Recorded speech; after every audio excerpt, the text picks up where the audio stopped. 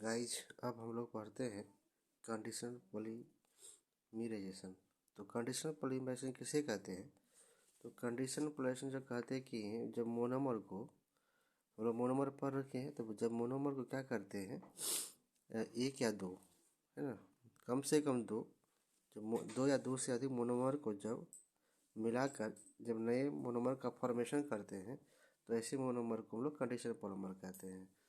तो उसको एक छोटा सा ग्राफ देखिए। तो ग्राफ क्या है, मोनोमर लोग पढ़ रखे हैं। तो मोनोमर ये हुआ मोनोमर, कम से कम दो monomer.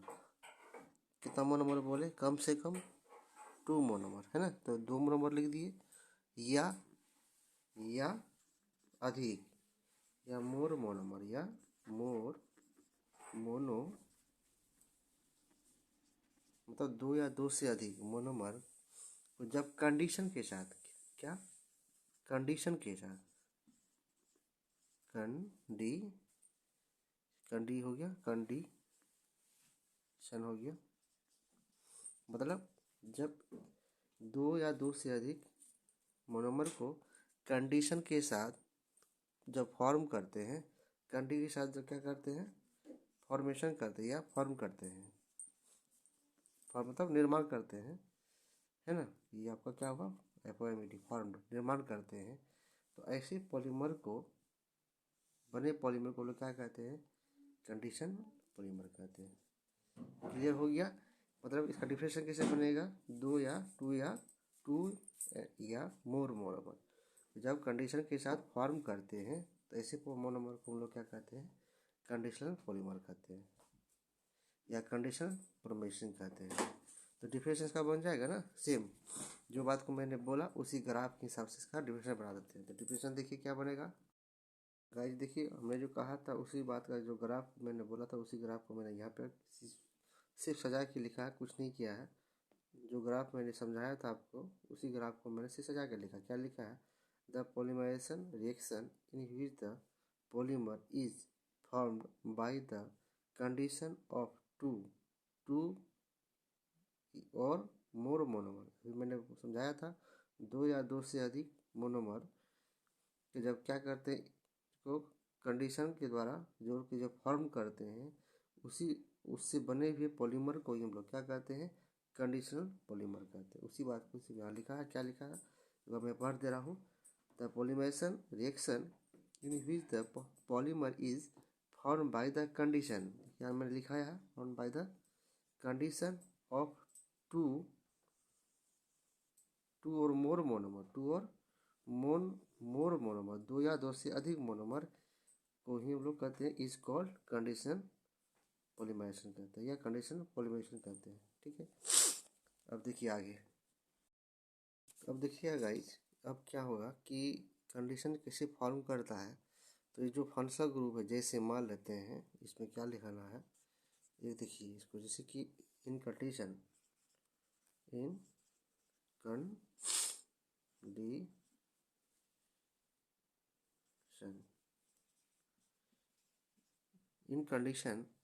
polymerization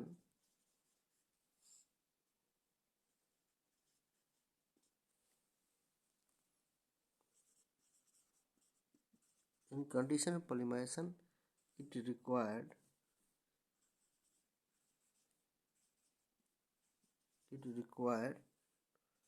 two reactive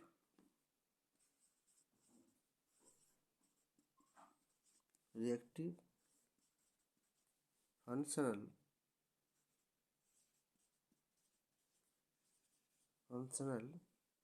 group to present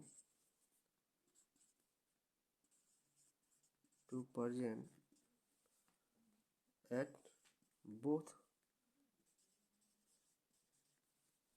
end of the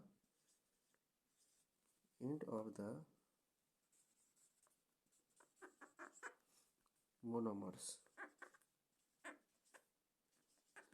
क्या कह रहा है, in condition polymerisation it required two reactive functional group. कहता अगर 2 रिएक्टिव फंक्शनल ग्रुप को प्रेजेंट करते हैं एट बोथ एंड, जिसका दोनों एंड क्या हो, मोनोमर हो। देखिए ऐसा फॉर्म करेंगे जिसका जो एंड जो होगा इसका लिखा हुआ, या लिखा हुआ देखिए, लिखा हुआ स्पष्ट लिखा हुआ, क्या लिखा हुआ, टू रिएक्टिव फंक्शनल ग्रुप, दो फंक्शनल ग्रुप लेंगे। फंक्शनल ग्रुप जैसे कौन कौन है, अल्डिहाइड, कीटोन, ईस्टर, है ना, जितना सही फंक्शनल ग्रुप है एक्सेट्रा, इसी तरह के जिनका बोथ साइड में क्या होगा, मोनोमर जुड़ा रहेगा। जैसे देख लेते हैं, जैसे कोई फंक्शनल ग्रुप है, जैसे फंक्शनल ग्रुप देख लेते हैं, ये आपका फंक्शनल ग्रुप है ना। तो फंक्शनल ग्रुप जैसे क्या होगा, NH3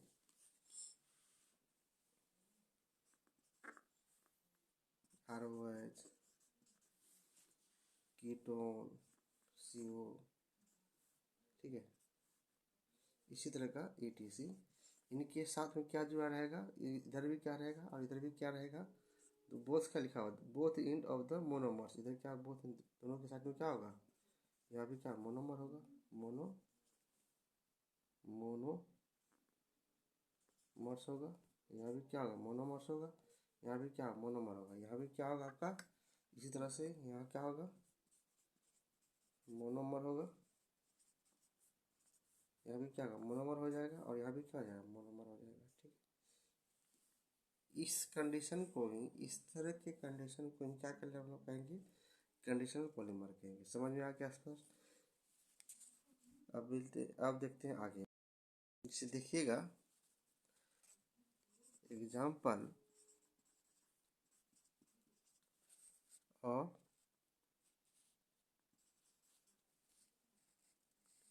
condition.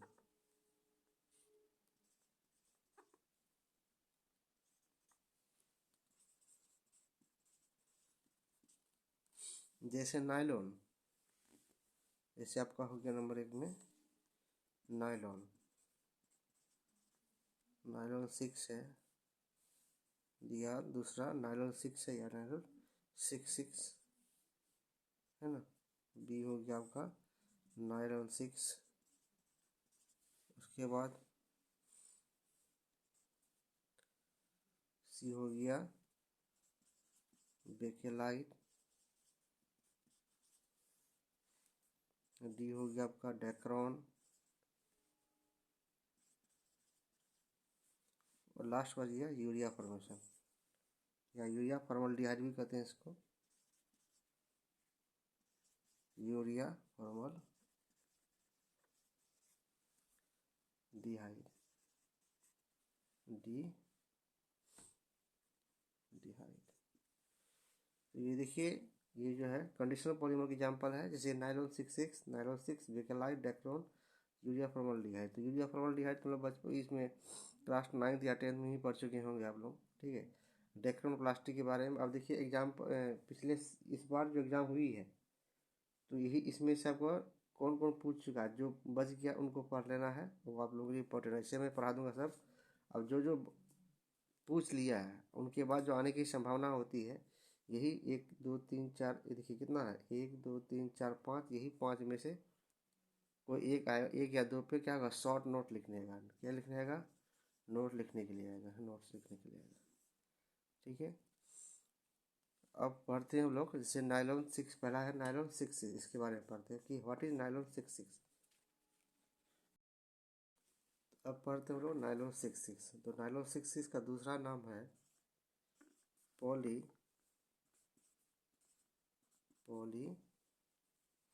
Hexa,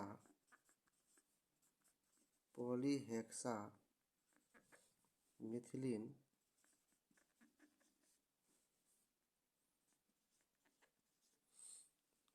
polyhexamethylene diamine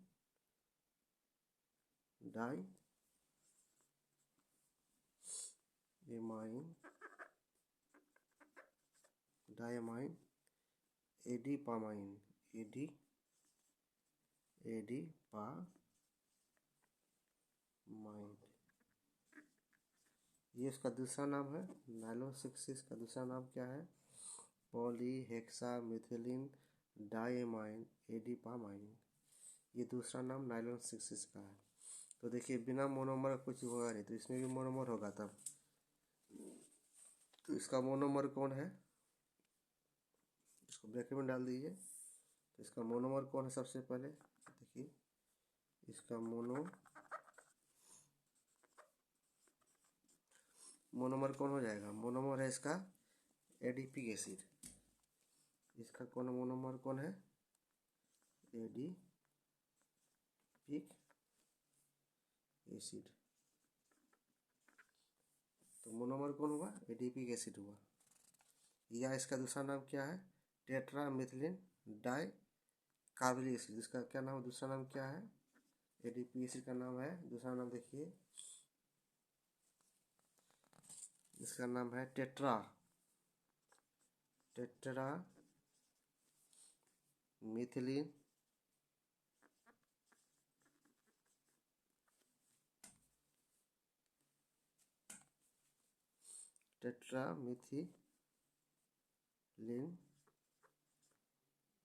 टेट्रामिथिलीन ये आपका ई है, ENE है, टेट्रामिथिलीन डाई, ये डी है, डाई कार्बोवियो XILIC डाई कार्बोक्सिलिक एसिड। तो दूसरा क्या नाम हुआ, एडिपिक एसिड का दूसरा नाम क्या है, tetra methylene die carboxylic acid. ठीक है, तो मोनोमर अगर ऐसे भी पूछे कि नाइलॉन 6 का मोनोमर है tetra methylene die carboxylic acid या एडिपिक एसिड। अब हो प्रिपरेशन। अब ये प्रिपरेशन कैसे होगा, तैयारी कैसे करेंगे।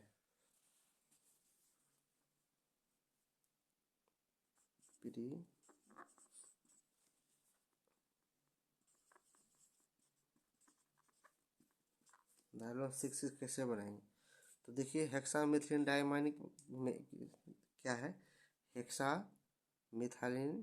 मिथिलीन डाई एमीन में जब टेट्रा मिथाइलिक कार्बोक्सिलिक जो मिला जाते हैं और इसे टेट्रा मिथिलीन डाई कार्बोक्सिलिक को मिलाते हैं तो क्या बन जाता है मेरा, आपका नाइलॉन 6 बन जाता है। तो इस बात को यहाँ लैंग्वेज भी लिख सकते हैं आप, या तो डायरेक्ट लिख सकते हैं आप। तो इस बात को सबसे पहले क्या करना है, हेक्सामिथिलीन डाई कार्बोक्सिलिक एसिड को जब क्या करते हैं टेट्रामिथिलीन डाई कार्बोक्सिलिक एसिड के साथ जब मिला के गर्म किया जाता है तो क्या बन जाता है, आपका नाइलॉन 6 बनकर तैयार हो जाता है। इस बात को लैंग्वेज भी लिख दीजिए आप। देखिए क्या होगा, मैंने अभी आपको बोला था कि उसी बात को मैंने यहाँ ग्राफ पे लिखा है कि इट इज है ना, इट इज क्या लिखा हुआ, prepared by the conditional polymerization of hexa यहाँ लिखा हुआ है hexa methylene diamine with adipic acid. मतलब हेक्सामिथिलीन डाइएमाइन को जब क्या एडिपिक एसिड के साथ अंडर हाई टेम्परेचर, अत्यधिक टेम्परेचर और अत्यधिक प्रेशर के साथ जब इसको गर्म करते हैं तो क्या बन जाता है, नाइलॉन 6 बन जाता है। उसी बात को यहाँ लिखा हुआ है, it is the prepared by the condition polymerization of hexamethylene diamine with adipic acid under high pressure, है ना, लिखा high pressure and high temperature. ठीक है, high temperature high pressure then for nylon 6। अब देखिए रिएक्शन क्या हो जाएगा, है ना। तो देखिए क्या लिखा है, किसका सूत्र है ये आपका किसका सूत्र हो गया बोला जाए, तो देखिए NH2 जब इधर से उल्टा लिखेंगे तो ऐसे हो जाता है। तो ये लिखा आपको लिखे हुए थे, इससे पहले जो कंडीशन पढ़ाए थे कि 2 मोनोमर जुड़ा रहेगा। तो देखिए जुड़ा हुआ है, यहाँ पे है एक आपका मोनोमर हो गया, दोनों साइड से ग्रुप जुड़ा हुआ है। ये आपका मोनोमर होगा, ये ग्रुप जुड़ा हुआ है, दोनों तरफ ग्रुप जुड़ गया, NH2 है ना, NH2 एमाइन का ग्रुप होगा। ये किसका हो गया, ये क्या हो गया, ग्रुप किसका, NH2 पंचला ग्रुप है, ये साइड दोनों साइड का पंचला ग्रुप हो गया, बीच में क्या हो गया, मोनोमर हो गया। CH2 क्या है यहाँ पे, मोनोमर है। तो ये आपका CH2 क्या मोनोमर हो गया। तो इसका नाम क्या है, हेक्सामिथिलीन डाइमाइन। इसका नाम क्या है, इसका नाम है हेक्सा, यहाँ आपको हेक्सामिथिलीन, यहाँ आपको दिखाई नहीं पड़ रहा होगा, लिख देते हैं हेक्सामिथिलीन, हेक्सामिथिलीन डाइमाइन, है ना। तो ये हेक्सामिथिलीन डाइमाइन है। हेक्सामिथिलीन डाइमाइन को क्या कहते हैं, हेक्सामिथाइन को क्या बोले अभी, टेट्रा मिथिलीन डाइकार्बोक्सिल एसिड। ये क्या है, और दूसरा ये क्या है, ये दूसरा क्या है, ये आपका क्या हो गया, टेट्रा, इसका नाम लिख देते हैं टेट्रा, है ना। वहाँ लिखा हुआ है, किसमें, डिफिनेशन में लिखा हुआ है टेट्रा, है ना। वो देखिए आगे आगे लिखा हुआ है हेक्सामिथिलीन डाइमाइन विथ 100, है ना। ये पूरा नाम नहीं लिखा हुआ है, यहाँ पर आधा लिखा है डाइडिमाइन लिखा हुआ है। तो टेट्रा मिथिलीन, है ना, tetra methylene die carboxylic acid, die carboxylic acid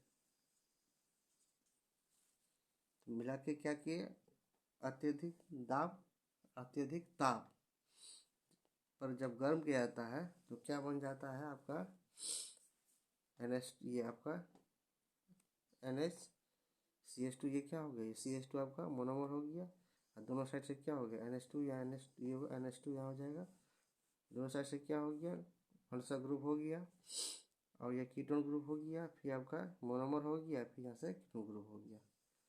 तो फॉर्म हो जा गया नायलॉन 6, और क्या निकल गया, जेल निकल गया। तो यहाँ भी क्या देखिए, ये भी क्या है, ये क्या है, फंक्शनल ग्रुप है,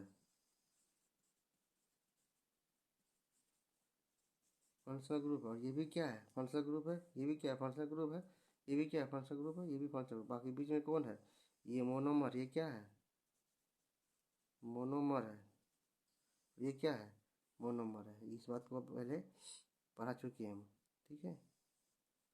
तो समझ में आया नायलॉन 6 कैसे बनता है। जब क्या करते हैं, हेक्सामिथिलीन डाइमाइन को जब किसके साथ, टेट्रामिथिलीन डाइकार्बोक्सिलिक एसिड के साथ अत्यधिक ताप पर जब गर्म किया जाता है तो नायलॉन 6 का निर्माण होता है। स्पष्ट समझ में आ गया नायलॉन 6 का निर्माण कैसे होता है। ये हुआ नायलॉन 6, ठीक है। अब देखिए नायलॉन 6 वगैरह पढ़ चुके हैं, अब पढ़ते हैं इसका use.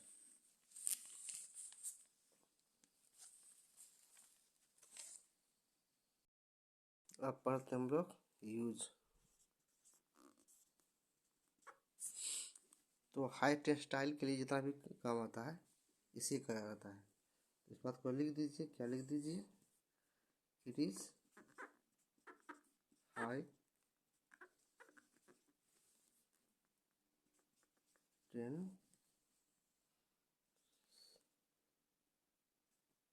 Textile, TNSTI, high textile strong. दूसरा इलास्टिसिटी के लिए, इलास्टिक इन नेचर। तीसरा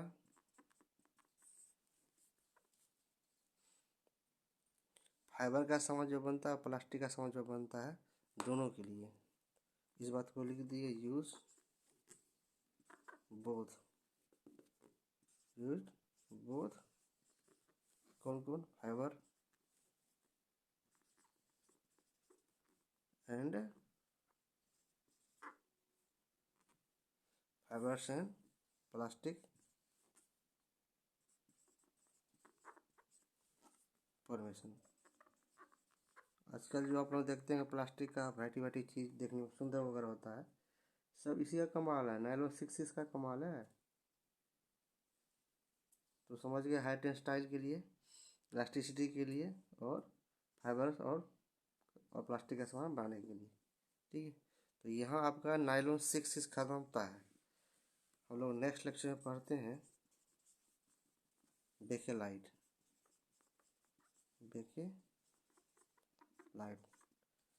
गुड नाइट, मिलते हैं आप लोगों से कल बेकेलाइट के साथ।